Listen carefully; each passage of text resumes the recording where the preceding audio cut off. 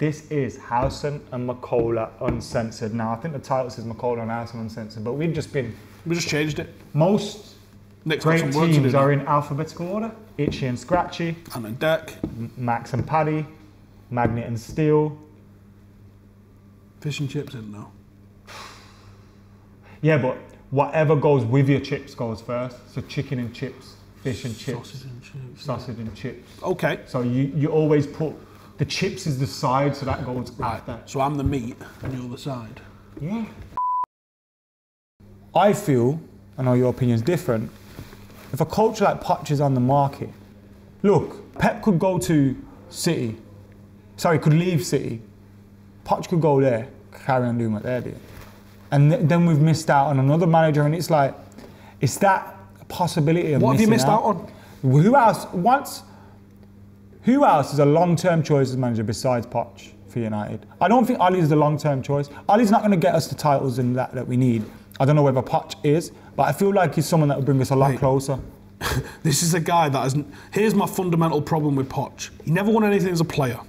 He's never won anything as a manager, and you can go, okay, the clubs he was at, blah, blah, blah, okay.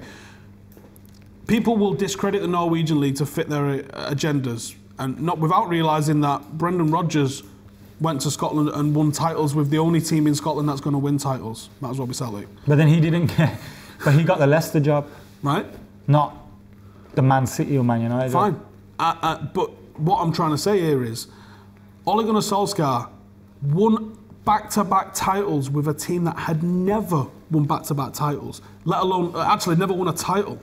And people want to discredit that and go, it's only the Norwegian league. Here's what it is, strip it down. He was with a team that never won titles. So a team that's not expected to win titles. It's not like going and taking over Celtic in Scotland, yeah? People like really shit managers have done that. I think you could compare it to what Steven Gerrard's, I know Rangers have won titles in the past, but where they're coming from, Steven Gerrard's failed to do that. And I think you could compare it like Ollie never failed to do that. So you could say it's not as easy. He took a team that had never won a title, which is like taking, I don't know, a Tottenham in England. And maybe it's harder to take over a Tottenham when you've got United, City, Liverpool, Arsenal, Chelsea all fighting in there. Yeah, the English league's probably different. Motherfucker finished third in a two-horse race. He allowed Leicester to win that league. Is Ranieri the greatest manager ever? So, there's my issue. Is he good in the big games? No. Does he bring youngsters through? He is. There was a period where he was very... He brings a couple of youngsters through. He's not really brought I think the problems through. at Spurs came down to that failure to revitalise the squad in the last 2-3 years. I don't think it really was down to Poch at all. I do think it was down to that. And I find it bizarre that Spurs replaced him. Can you answer me with this Jose. about his tactics? This is a manager that says trophies there only there to feed an ego. What the fuck does that mean? No, but I think he didn't have the pressure. I think the pressure on him at Spurs is to get top four, is to get that. At Manchester United, it's different. It's we want trophies, bro. And once you have that objective set. But why didn't Ollie ever have that attitude at Mulder? Why did he go in there and go, I'm going to win the league? And then when he won the league, he said, the test of a champion is to win it back to back. This wasn't a guy that was going, oh, we're Mulder, we didn't expect to win the league. There is winning a league only feeds an ego. Let's come away from that then. So do you think Ollie should be in his job in August? Yeah. Okay, so where do you think, if Ollie's in a job next season, 2021, what should the objectives be?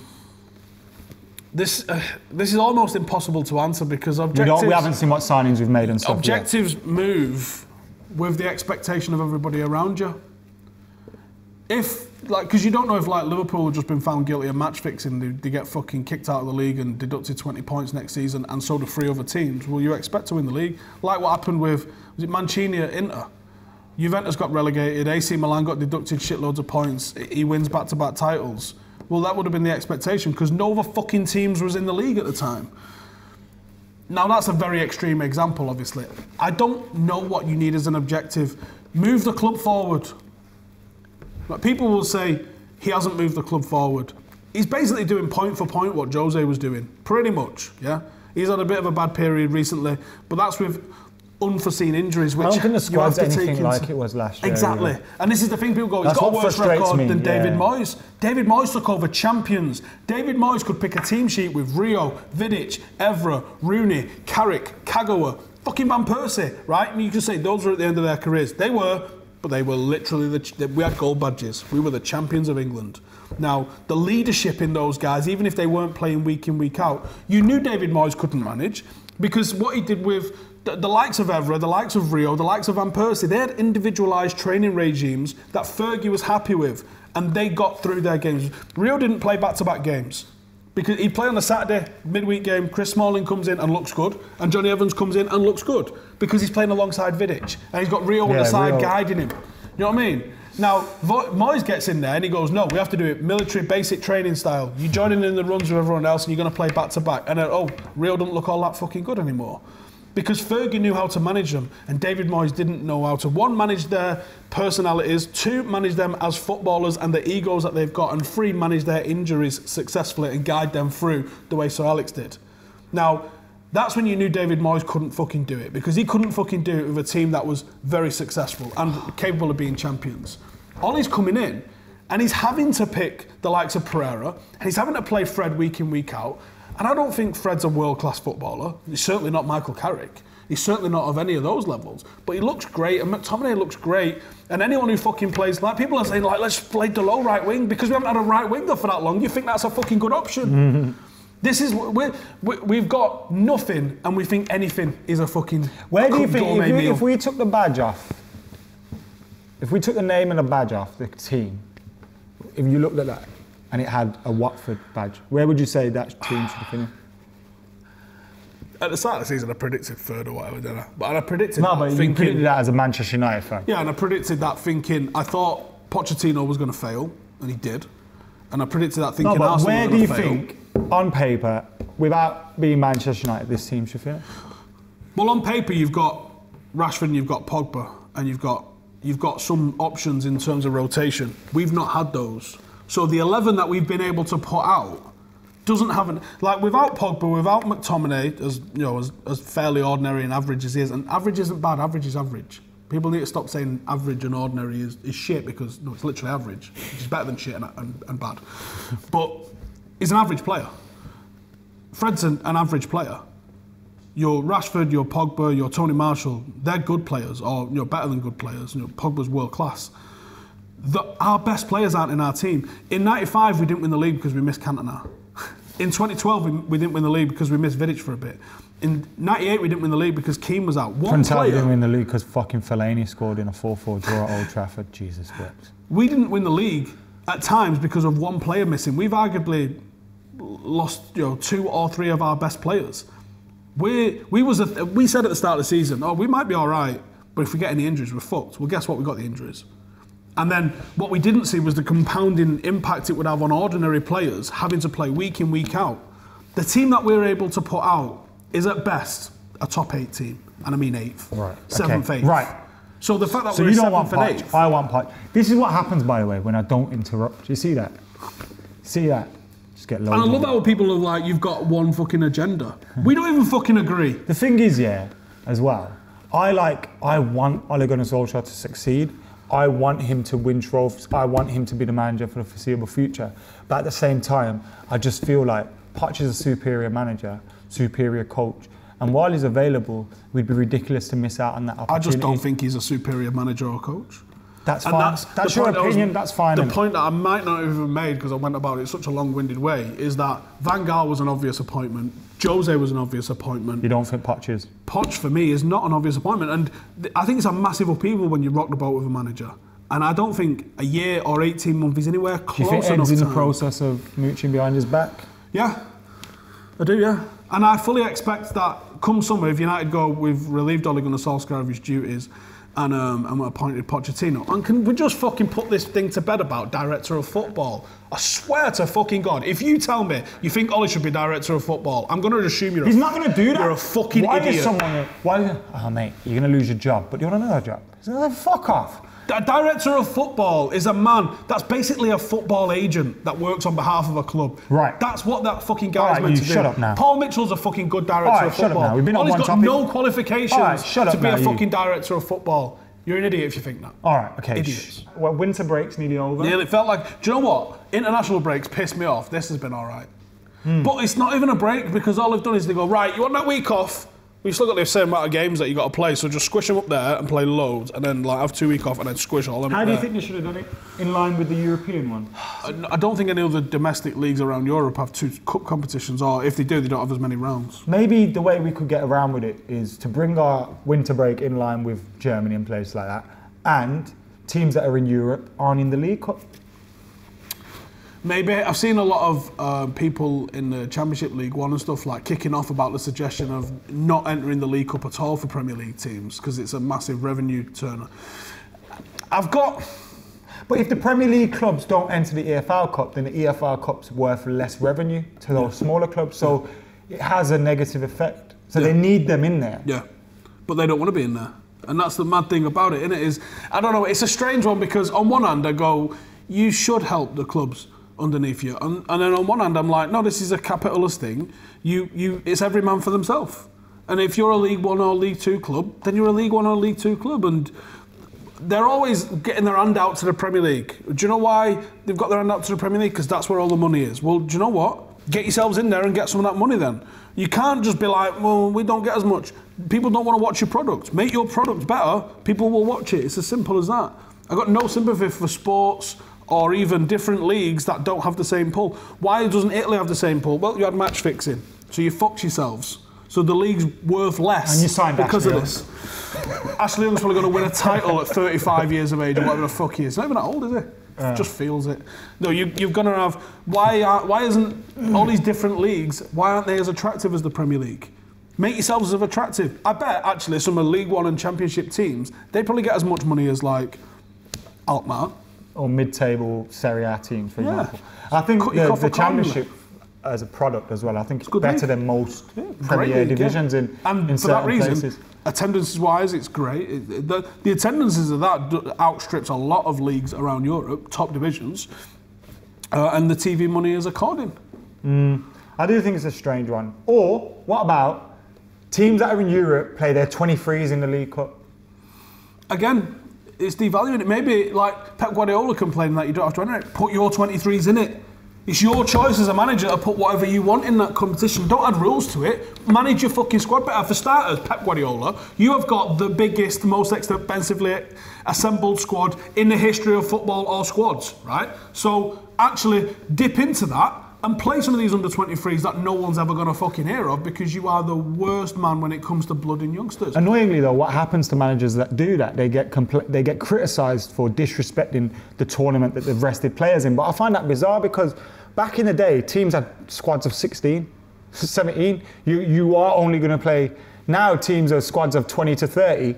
You're going to have to use some of your other players, and most of these squad players are as good as many of the first team players were back in the day. And I don't think the FA Cup's disrespected if teams make 7 changes to their team, because a lot of the time those 7 changes are strong players anyway from the bench. Or if you make people register 25 players for the Premier League season, why not register 25 players for the FA Cup? Why not register 25 players for the League Cup? Why not make it that you have to register all your different players and then it's on the clubs to play the players from that pool? You know, this registration thing is a bit of a mad one, and academy players don't count for that registration thing either, do they? I get that, that makes sense. Yeah, and it does make sense, and that's how the likes of Brandon and that have managed to come through and have managed to play some games. And that's why we could play Marcus Rashford just like that, because we didn't have to register him when he was available. At the start of the season in August, when that was coming through, he was never getting registered as an option. I think Tuanzebe was the first one that was put on the bench against Watford, I think, that season under Louis, and I think it was like the October of that season. But he didn't play anyone until, I can't remember. I don't think Rashford was the first. But yeah, it was, because Will Keane had played right before that. Someone had played before, yeah. But either way, it was Marcus that then took that spot, kept that spot. Yeah, and Donald Love possibly. Tyler Blackett. Yeah. I remember there's a video of me saying Tyler Blackett and Paddy McNair could become part of a Premier League winning team at Manchester United. What's the wildest thing you've said that hasn't come true? Because we've all had them moments, and people like to quote us and, oh, look at this tweet that you tweeted, or look at this thing that you said that has turned out to be wrong. Well, I said Pep Guardiola wasn't the last 2 years in the Premier League. In my defence, I don't think he gets to spend $1 billion. No, but there's a lot. But as football fans, we all say stupid things. Just us, we often say it in front of a camera, or people remember it. Like I said, Phil Jones would be United. See, I get clipped up out of context. Like the Ronaldo Lukaku thing was actually a shit sandwich about Lukaku. I was like, he reminds me of Ronaldo because of how physical he is at times, and he is when he's at full flow. He's a physical monster, isn't he? If you watch the full clip, I'm like, but he's got the touch of a skip. It was a shit sandwich. I was being nice to him before ripping him. The City fans used to clip up the Guardiola one, where I was giving him a shit sandwich, and I'm like, yeah, he's a good coach, this and the other, but I'd rather have Ryan Giggs at the time. Maybe that. I thought we was going to win the league under Louis. We obviously didn't, but I mean... I think we were just all a little bit naive after Fergie. I reserve the right to be fucking optimistically deluded about my team because that's what football's all about. Yeah, I'm not digging you out here. I just like to remember things that we've wildly said. Like I've got loads of them. Have I said anything majorly? I was totally... No, I don't think I've ever said like Phil Jones be England captain. Compared Tyler Blackett to Beckenbauer, maybe. Scott McTominay proved me wrong. He's like another player like I was totally against. Angel, him. Maybe I've said some things about Angel, but like again, it's hard with a young player because you never know where their career's going to go. I said Mason's probably going to overtake him, and he did. What's the latest with Angel? Is he staying or what?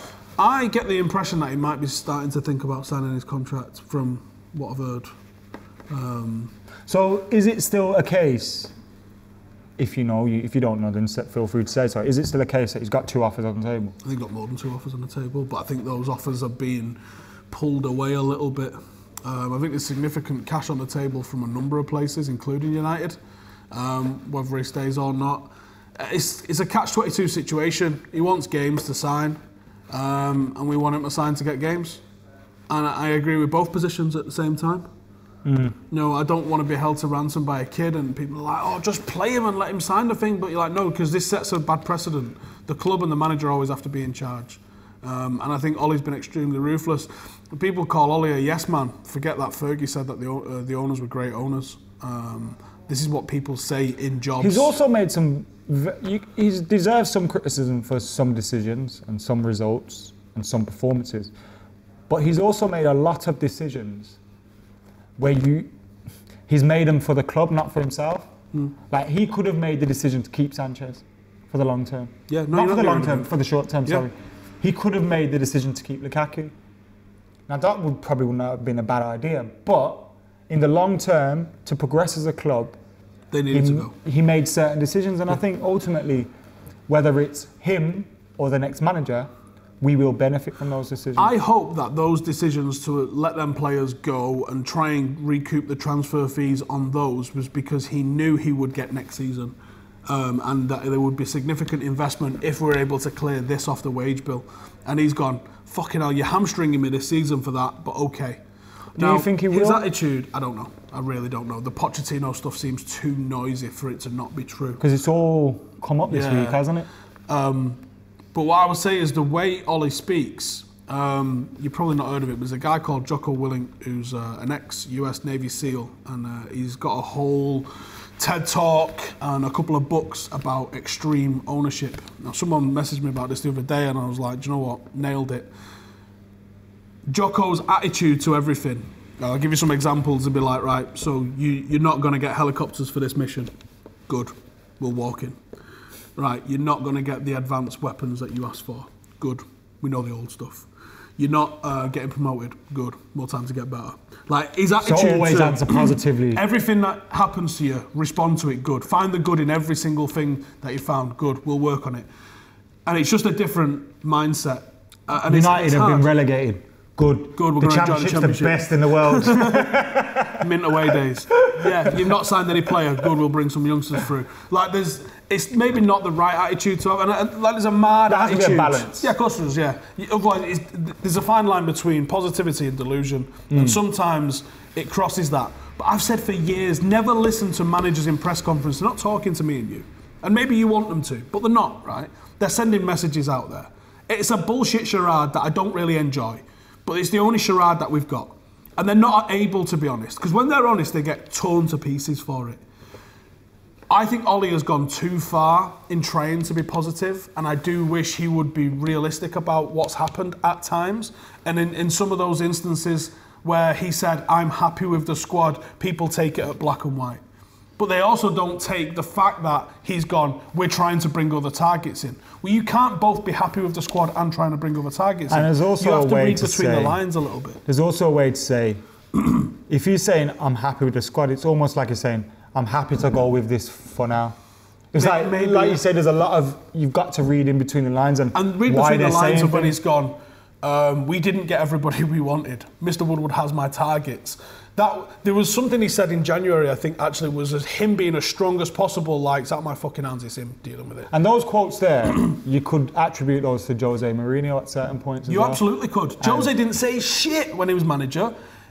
He said a couple of things which was a bit iffy in the last summer, but there was loads of times like he was like, yeah, I'm happy with working with these guys and this, that and the other. And then he come out after he left and he was like, oh, that place is fucked. Yeah. Every No, but one he of them also have said said that. those things a lot. Someone's like, I wanted 4, I got 3, but the owners and the board have been great. But he was always hinting at, I never quite got what I want. And that's been like that for the last 5, 6 summers. We've got signings. Well, not 5, 6, because there's been summers where To be we've honest, got I loads. thought Fergie got that.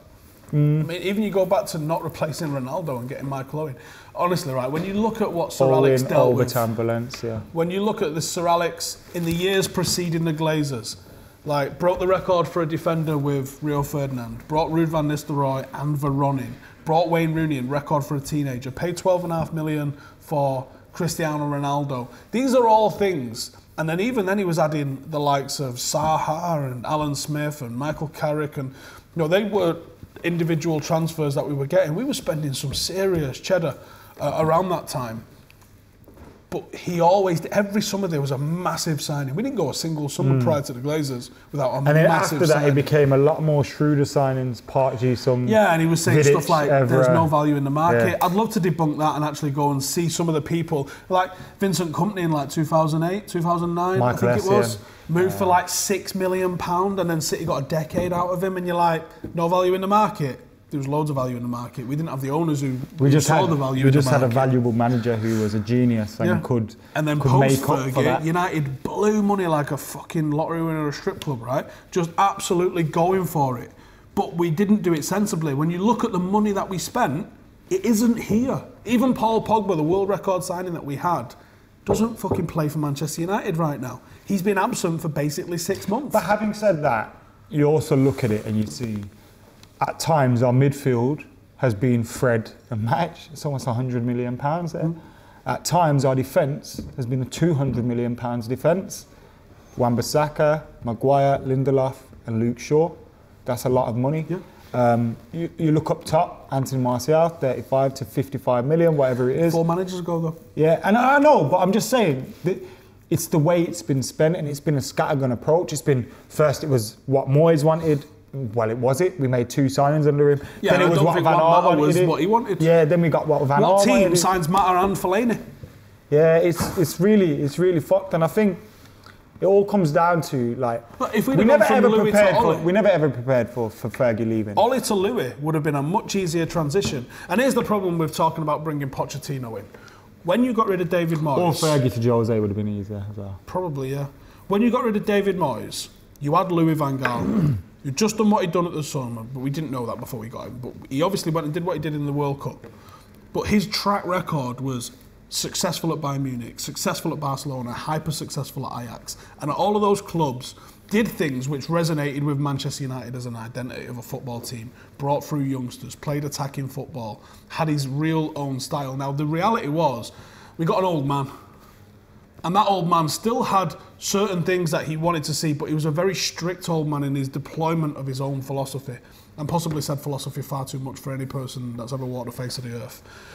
Certain players was allowed freedom, like Di Maria, and everyone else had a very rigid system. That's very Sir Alex Ferguson. He had a different thing for his flair players, and everybody else had to really stick to it. But like Chris Smalling would say, like, he would get bollocked if he was 4 foot out of position. Wayne Rooney wasn't allowed to shoot from... He has to take a touch before he shot. All of these things... He says Van Gaal is the best coach he's seen tactically. Yeah. because of the when it worked, it really really worked. One that comes to mind is Anfield. Yeah. But when it worked, it really worked, and I think he was the first manager that we could see had a plan. Yeah. But then you think back to that December. Yeah, and there was far too many games that ended up 0-0, and obviously with the hindsight, you go, well, if he'd have been given a Mkhitaryan, a Zlatan, and a Pogba, what might he have concocted? But then you go from him and this very ball-playing style where Darmian looks good and Blind looks good, and all right, it never worked with Schneiderlin and Schweinsteiger, and on paper maybe it should have done. They probably should have been better than they was. So that was a waste of money buying both of those. But then you bring in Jose Mourinho. If you'd have had Pogba instead of Schneiderlin, maybe that would have worked. Maybe, I don't know. We don't know. We can only presume. But then you bring in Jose Mourinho and he looks at Daley Blind, one of the most intelligent footballers that we've ever had at the club. Someone who was fantastic even at centre half under Louis van Gaal. He looked Lukaku and Kane quite him and Chris Smalling looked like a world-class pairing, and Chris Smalling can't play out from the back, but guess what? Daley Blind can. So you go to Daley Blind and we never got pressed. We worked it out. And even if Schneiderlin never quite worked, he would be an outlet because he was a competent-ish midfielder. We knew there was levels to this game that could have been improved upon. But Blind to Schneiderlin and then into the final third was something that was actually working. It was, I thought, possibly too slow getting in there. You're bringing in Jose, and Jose's like, well, I like Fellaini. Blind, you can fucking sling it. And he's working with players that it don't really work for him. Memphis got no chance whatsoever. Too flair, too fucking wild, too out there. Not the sort of thing that was ever going to work for Jose. So a very talented player who's gone on and proved how talented he is since in Memphis, get out. A very talented player who's gone on and proved what he could do in Daley Blind, fucking get out. All of those players could have, if they'd have gone from Louis to Ole, would probably be still in the team. And that's the problem with jumping from one manager to another. Now, when you got rid of Louis, didn't necessarily agree, if you remember at the time, it was staunch defence, I think both of us was actually, of Louis. You bring in Jose Mourinho. I understand the reasons for bringing in Jose Mourinho. He is, I think we all felt as good as a CV as there is. That's a guy who'll win a league. We all as well said at one point, I don't want Mourinho, and then it got to that point and it was like, well, maybe this is the right decision. He'll win a league, right? Yeah. He'll get us back to winning, and he did win trophies, but he did it in that Jose Mourinho snide style, which none of us really. I think his first season was pretty good. I enjoyed that Jose, and it was like he just never built on that. And like you remember him and Pogba on the pitch in Stockholm, like that should have been the start of something. And I think him losing Zlatan was a big part of him losing the dressing room. Probably, yeah. But nevertheless, the question I asked was, do you think there's anything in this POCH stuff? Well, I'm good storytelling stuff. Yeah, of course. When you appoint Louis van Gaal, it was a very obvious appointment. He was an excellent, world-class, proven manager that had won things, that had an attitude to winning, which aligned with us. Loves European football, loves bringing through academy players, wins titles. Yeah, sound. You bring in Jose Mourinho, okay, certain aspects of Jose Mourinho you tolerate rather than love. Doesn't love bringing through academy players. Does love Europe. Unless you're 6'10". Does love stuff. Has got a phenomenal, irreproachable home record. He's going to make Old Trafford a fortress. Never quite really went down like that. Never delivered the title, which he always delivers. Literally, everywhere he's been has won a title. Didn't deliver the title. But the appointment of Jose Mourinho was an obvious progression from Louis van Gaal in the sense of, okay, if it didn't work for Louis, that's a man that's fuck, it's Jose Mourinho. Look at his record. Okay, Ole got the job. And people are right that he wouldn't have been appointed anywhere else. You're right. But neither would Pep at Barca and neither would Zidane at Real Madrid. Sometimes you get those jobs because of the connection and understanding that you've got. There's a lot of clubs Real Madrid. There's a lot of managers Real Madrid and Barca getting, you think. Yeah. How's he got that like job? The current one at Real Madrid. Yeah, it's like, how's he got his job? The current one at Barcelona. But then you do appoint those players, or you do appoint that manager. Now, we appointed him, and I thought it was a very obvious thing to give him the full-time job because we had 11 players with contracts that needed signing up. They're not going to sign those contracts until they know who's in. And we lost some of those, like Herrera, and we signed some of those up, like Tony Marshall, I think, was one of them that got extended after that first, 12, 13 games under Ole, where it went basically perfectly. Now, then it fell off hard. And I think it fell off hard because someone like, Lukaku made it known in March, apparently to Ole and that he wanted out. Probably because he was getting told in training, I want you to press. And it just doesn't suit him. And certain players don't suit what he was trying to do. And Ollie spoke a lot about the culture that he's trying to inflict at United. And you're seeing a lot of similarities between what you saw with the muscle injuries and things like that and the adaptation. Pep Guardiola didn't come into Manchester City with all he'd spent and be an instant success. He come third in the first season. I remember there's a video, a Fancam of a City fan in his first season saying Pep out. And he's obviously that's a team that was champions. We're nowhere near the problems that Manchester United had as a squad with its identity and everything. A lot of those players had been signed. There was rumours that he told De Bruyne to go to Manchester City instead of signing him at Bayern, which, you know, that's one of the reasons that the relationship with Bayern is an extremely sour one with him, because they felt like he was always sort of planning for City rather than doing his job at Bayern Munich. I don't think the appointment of Ollie was the obvious one at the time, but it was definitely an antidote to how toxic it had got under Jose. Now, if you're going to sack Ollie, people are talking about what Pochettino's done. Pochettino was given 5 years at Tottenham and basically managed an average position one place higher than what they got prior to him.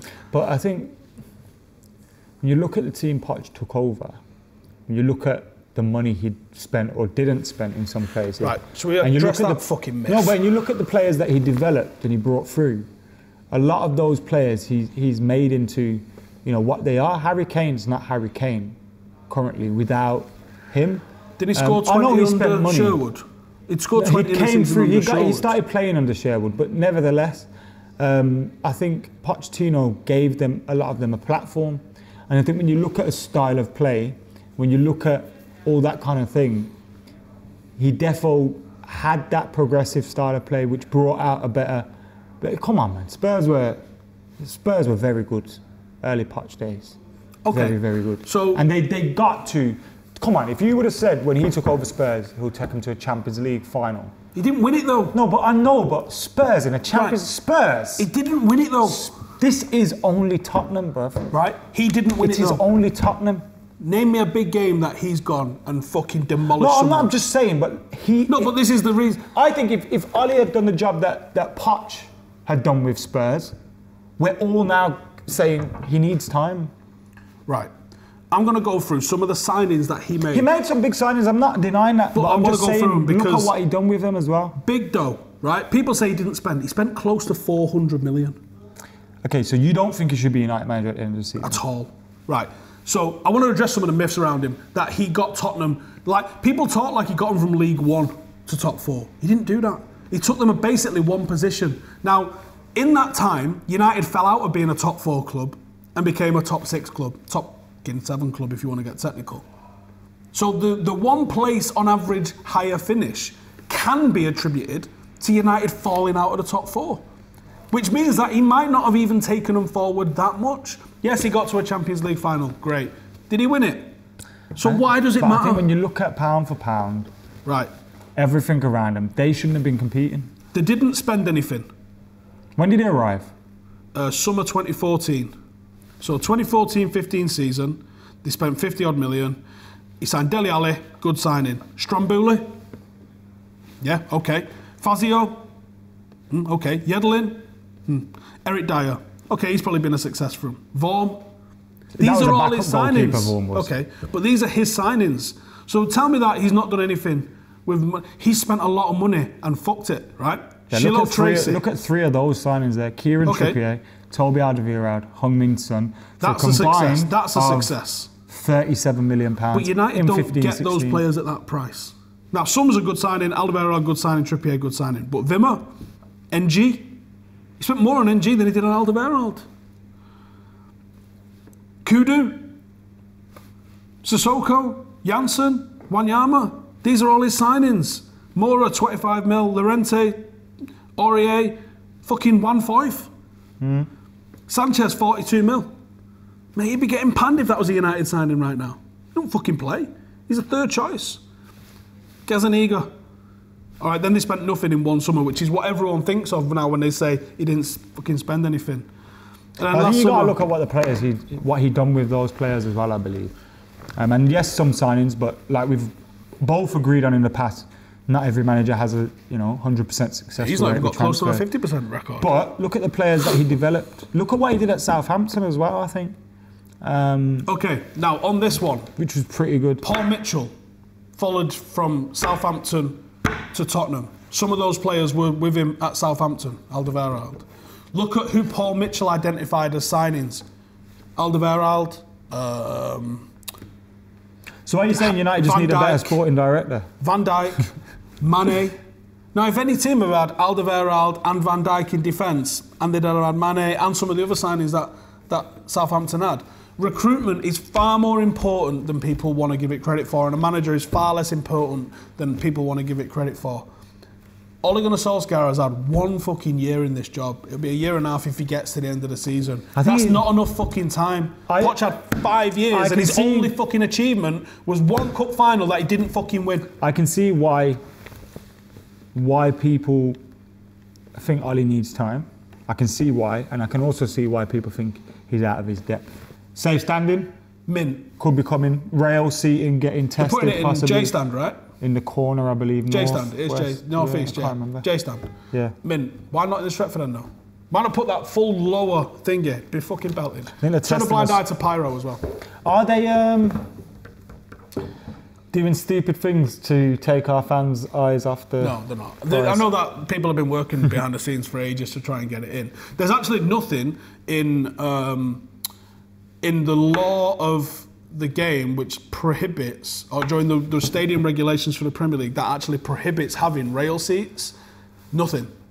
Because it's a seat. Yeah. It's a seat with a rail behind it. It's a safer seat. It's a safer seat if people stand. Now, if you look into the regulations of it, I think it's like, because it actually comes from the council rather than the Premier League. It's Trafford Council. Have you ever sat in your season ticket? Half time. I sit down at half time. Never sit down. I haven't sat down there for fucking 5 years. Yeah. But even then, and that's only because I moved. When I was in K-stand, the stewards used to be pretty zealous and they used to come and make you sit down all the time. It was a persistent game. You'd sit down. Yeah, East is a bit like everyone would stand up. But yeah, once we got onto tier 2, it was standing up forever. Now, it isn't safe. People have gone west. I've gone west. Like when a goal is scored, the rail seat literally makes it safer.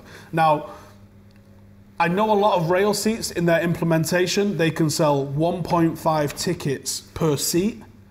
So you can actually squish more people in. And I understood that as an argument to counter it for safety reasons, this, that and the other, but I never saw an issue with just having rail seats, and I was like, hang on, United could technically just install Celtic, rail seats. Yeah, Celtic, and I think Shrewsbury have them as well. So you can just install rail seats in England, perfectly legal, and you've still got your seat. So, like, the club could have done it. I think the club wanted to play the political game and not piss people off by doing it. But if United had just gone, suck a dick, we're putting rail seats in, no one could have done anything because it's still a seat. You bought a seat, you've got a seat. Yeah, it's just got a bar in it. And technically it's safer. Some seats, like at Goodison, have a fucking whole steel fucking thing in front of you. So, I mean, a little stand. So I'm glad it's getting trialled. I hope that they put both ends behind the goals as full rail seats. I don't think they will. I like what they've done with... and if they made it 1.5 per seat as well. I like what the TRA are doing as well. To make... Because, like, the average games at Old Trafford now have a little bit of atmosphere, which is good. So it's good to see what they're doing. Yeah, hopefully it changes the atmosphere. The only problem with the TRA is that, and it's not a problem with the TRA, it's a problem with everything else, is that you have one section that's very loud. Now, where we are in Tier 2 is pretty on it anyway, but if it's only that section, that dilutes the atmosphere. Even though it strengthens it and concentrates it in one area, it can make it other areas a little bit shitter. So it's great if you're in that area, but... Well, it can dilute it. It doesn't dilute it on Tier 2, and I don't think it's mega diluted it in K-stand, although I can't really hear them anyway, I can just see them, so I'm assuming. But if there was a TRA K-stand and a TRA Stretford end, that would be well better for the whole of everything.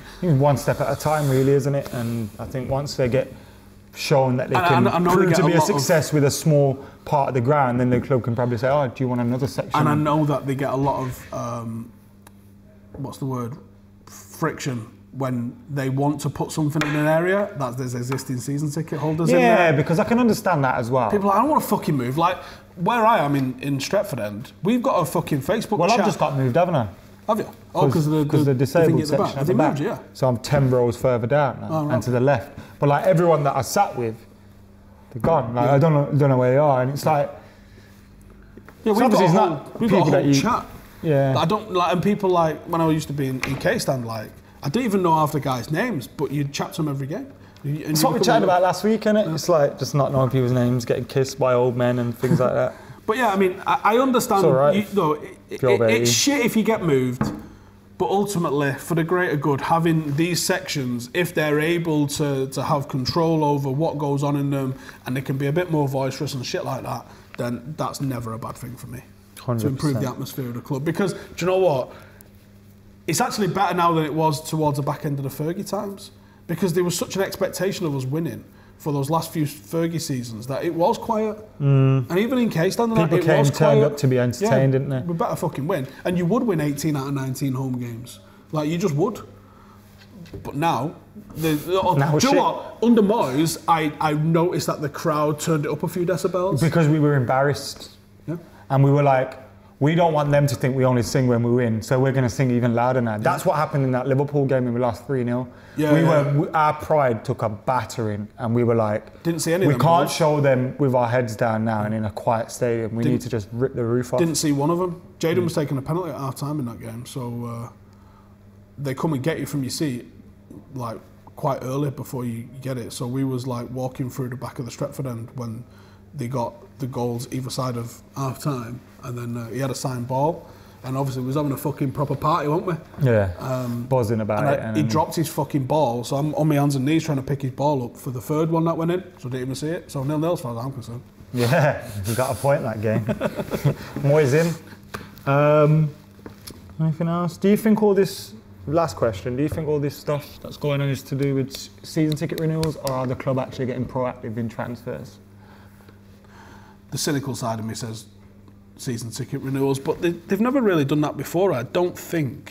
I mean, news like this is constant about United.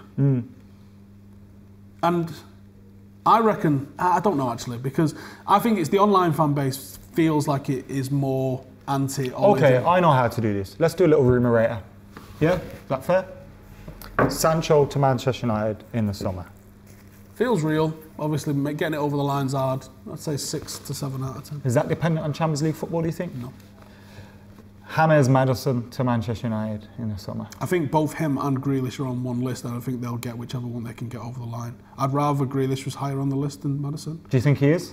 The rumours are that he is. I don't know. Well, yeah, actually, yeah, I do know. I like the word was that Grealish was United's #1 target for summer, so I guess that means Maddison's number 2. Jackie Grealish. For me, they play the same position. I know people are saying, well, you can play them in the same team. Yeah, you can, but would we? I don't think we would. How much do you reckon we get Jack Grealish for? 60 mil? It's got to be 60s. 70. Depends if they go down, then you can probably get him for 50. Yeah, you could probably twist them a bit, couldn't you, for it? Yeah. Especially if he says, I only want to go to United. Then you can.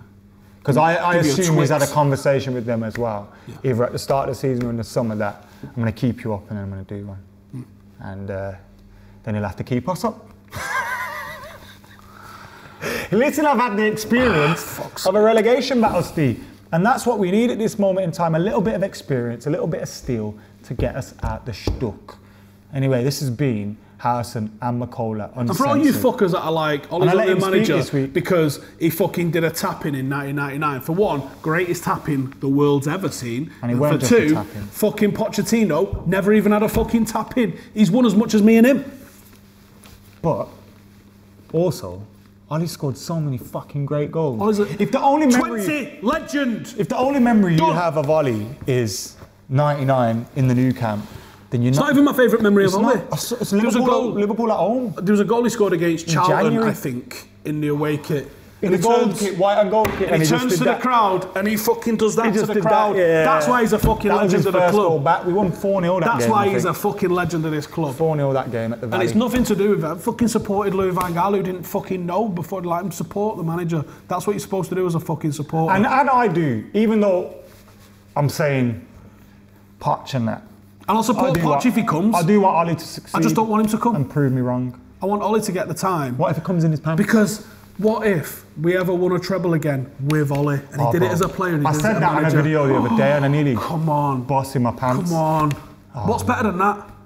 And if you I don't want to fall in love with the dream, bro. If you don't respect the traditions of a football club, and you don't respect what a football club stands for, and if you don't go, why do you give a fuck about the youth? Because that is Manchester United. Because 80 fucking years is, of bringing through an academy player is who we are. And if you don't fucking respect that, then pick a new club out of a hat at the start of every season and fuck off. But the problem is, Steve, if we fall in love with this dream, and this dream turns into a nightmare, we're in a stuck again. It's been here 18 fucking months. We beat Chelsea on Monday and we're in the top 4, well, race at least. We're not in the top 4 if we beat Chelsea on Monday. No, we're still 3 points off them. And I know we can get over top, but you know what I'm saying? You know what I'm saying? I know what I'm saying. I know what you're saying. You're basically saying, click that bit off. Ollie's going to win the treble at Manchester United. And if you're not ready for the ride to that treble this year, then fuck off. We're still in the race, aren't we? Liverpool haven't won the league yet. Not yet. No, give it a week. It's mathematically possible. Anything can happen, and I don't think it is mathematically possible. I'll tell you what, if they fuck it up from here, you better believe. Oh, yeah. Yeah, I'll get all the pints in. If they fuck it up this year, I will personally... That's 500,000 the t-shirt. Points. Yeah, done. Not a problem. We're having it. I'm just going to put a couple of bets on to make sure that I'm covered for that, but sound. All right, nice one. Thanks for watching. Make sure you're liking, commenting, sharing, and subscribing. Keep it locked to Full-Time Devils. Thank you to Steve. Make sure you check him out on all the socials. Make sure you subscribe to Full-Time Devils. And for now, we're out of here. Any final words? Buy Sancho, please.